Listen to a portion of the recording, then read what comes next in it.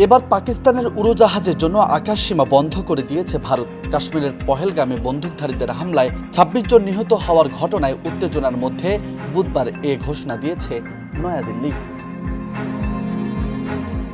সংবাদ মাধ্যম এনডিটিভির প্রতিবেদনে বলা হয়েছে, বুধবার থেকেই এ সিদ্ধান্ত কার্যকর হবে, যা আগামী ২৩ মে পর্যন্ত বহাল থাকবে।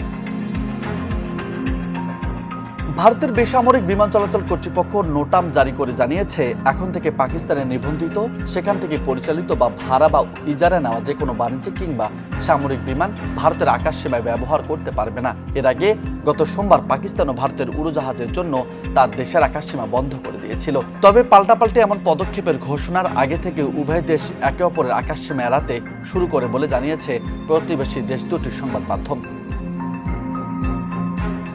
প্রতিবেদনে বলা হয়েছে, ভারতের এই সিদ্ধান্তের ফলে মালয়েশিয়ার মতো দক্ষিণ পূর্ব এশিয়ার দেশগুলোতে যেতে পাকিস্তানের উড়োজাহাজের অনেকটা বেশি পথ পাড়ি দিতে হবে। চীন ও শ্রীলঙ্কার উপর দিয়ে যেতে হবে দক্ষিণ পূর্ব এশিয়া ও ওশেনিয়ার দেশগুলোতে।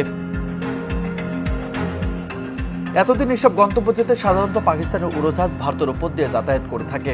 সেই পথ বন্ধ হয়ে যাওয়ায় পাকিস্তানের এয়ারলাইন্সগুলোর ব্যয় বাড়বে, সময়ও বেশি লাগবে।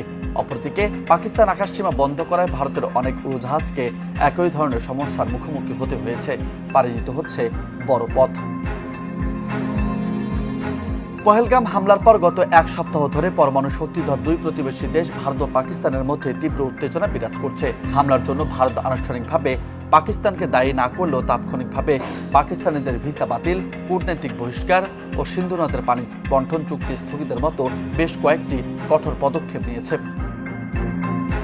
নিউজ ডেস্ক, বার্তা 24।